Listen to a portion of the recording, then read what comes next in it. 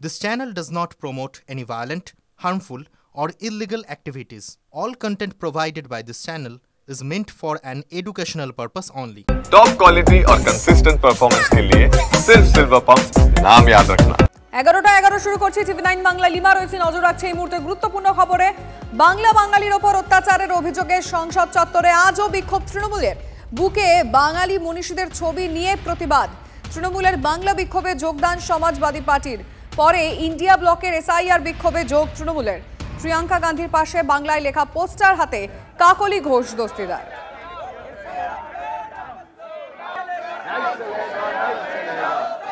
अगर कोई कह रहा है कि गड़बड़ है, अब किसी भी चीज में आप टीचर के पास जाओ, बोलो मैम चीटिंग हो रही है, तो टीचर क्या कहेगी? थप्पड़ मारेगी तुम्हें कि बोलेगी कि मैं चीटिंग चेक करती हूँ कि क्या हो रहा है।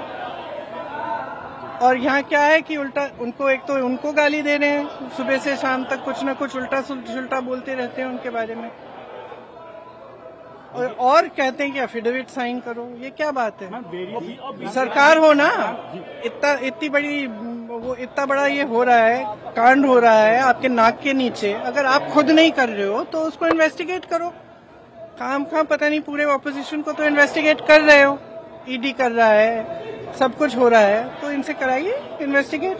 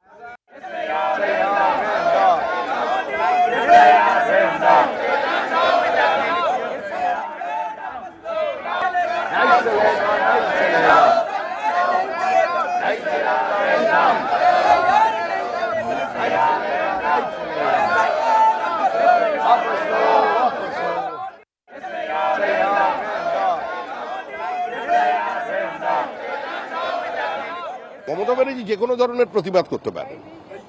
উনি একটি সাংবিধানিক সংস্থা নির্বাচন কমিশনের বিরুদ্ধে যে ভাষায় কথা বলছেন, যেভাবে আক্রমণ করছেন, সেটা ভারতবর্ষে যারা সংবিধানের কাস্টোডিয়ান তারাও দেখছেন, সুপ্রিম কোর্টও শুনছে। সুপ্রিম কোর্টের অবজারভেশন কি সেটা প্রত্যেকের জানা। আজকে বিরোধীরা এখানে তৃণমূলকে সঙ্গে নিয়ে পার্লামেন্টে দুই কক্ষকে অচল করে দিচ্ছে, অধিবেশন চলতে দিচ্ছে না। উদ্দেশ্য কি? বাংলাদেশি জিহাদিদের নাম, রোহিঙ্গাদের নাম, মৃত ভোটারদের নাম, ফেক ভোটারদের নাম নিয়ে একটা তালিকা তৈরি হবে। যে কোনো মূল্যে নির্বাচন কমিশনকে একটা ত্রুটিমুক্ত ভোটার লিস্ট বাংলার মানুষকে উপহার দিতে হবে। পশ্চিমবঙ্গের মানুষের দাবি, তারা পশ্চিমবঙ্গকে পশ্চিম বাংলাদেশ বানাতে দেবেন না, আর সেই স্বার্থে আমাদের যা কিছু করার আমরা করব। আবারও দলীয় সাংসদদের নিয়ে বৈঠকে অভিষেক। লোকসভায় দলনেতার দায়িত্ব পাওয়ার পরই সক্রিয় অভিষেক। এসআইআর নিয়ে কোন পথে আন্দোলন, সংসদে কি হবে তৃণমূলের ভূমিকা, দিক নির্দেশ করতে পারেন অভিষেক। 100 দিনের কাজ নিয়ে মহুয়াকে আরও সক্রিয় হওয়ার নির্দেশ।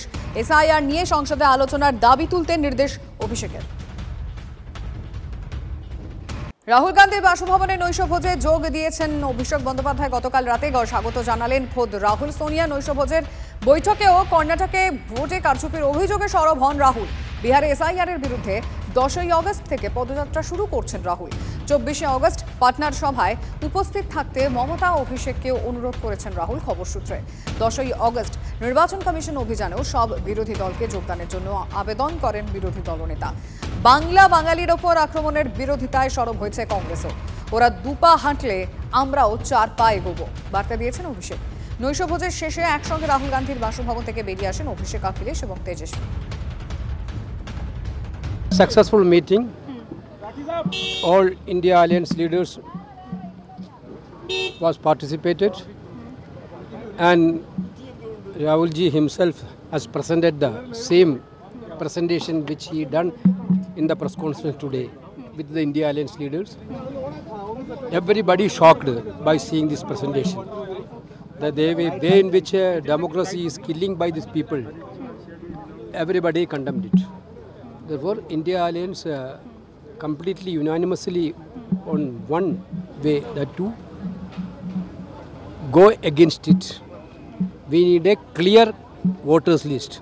Therefore, digital voter list is the immediate necessity for this country now. That is what the general feeling. এই বৈঠক নিয়ে বিজেপি কি বলছে তা তো শুনবই, পাল্টা শাসক দলের তরফে কি বলা হলো শুনবো। অনেক ব্যাপারে তারা এক কাটটা হয়েছিল, রাফেল নিয়ে কি নিয়ে কি হলো, সব টাইম ফিস। কেন বিহারে তারা বিরোধ প্রতিবাদ করলেন না তাহলে, যদি ওটা অন্যায় ছিল? কারণ তারা জানেন যেটা হবেই সাংবিধানিকভাবেই রাষ্ট্রের স্বার্থে বেশি বিরোধিতা করে পশ্চিমবাংলার মানুষই এর সবচেয়ে বেশি বিরোধিতা করে এই পার্টিগুলোকে শিক্ষা দেবে।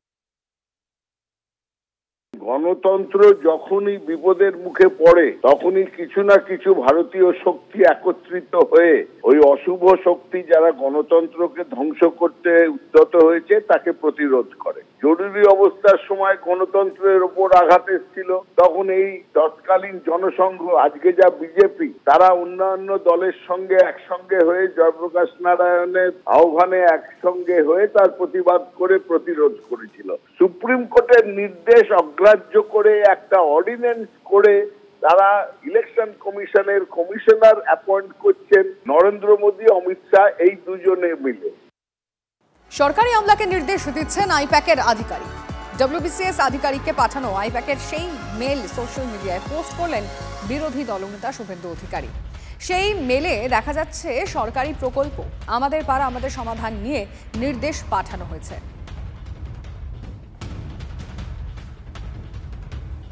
সবে তো 4টে উইকেট পড়েছে, আপনি সাসপেনশন থেকেও বাঁচাতে পারবেন না, এফআইআর থেকেও বাঁচাতে পারবেন না।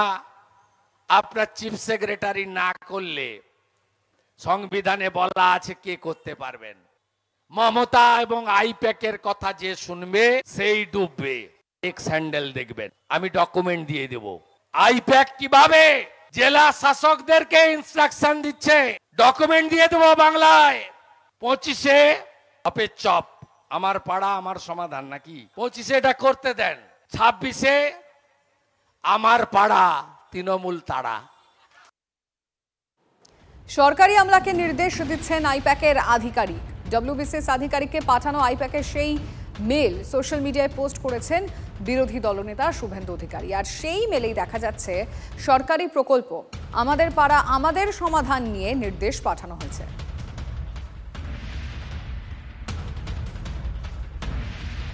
শুভেন্দু অধিকারী সেই পোস্টের দিকে আমরা নজর রাখবো, যে মেল অর্থাৎ মেল স্ক্রিনশট পোস্ট করেছেন যেখানে সরকারি আমলাকে নির্দেশ আইপ্যাকের আধিকারিকের। ডব্লিউবিসিএস আধিকারিককে পাঠানো হচ্ছে আইপ্যাকের সেই মেল, যে মেল পোস্ট করা হয়েছেন।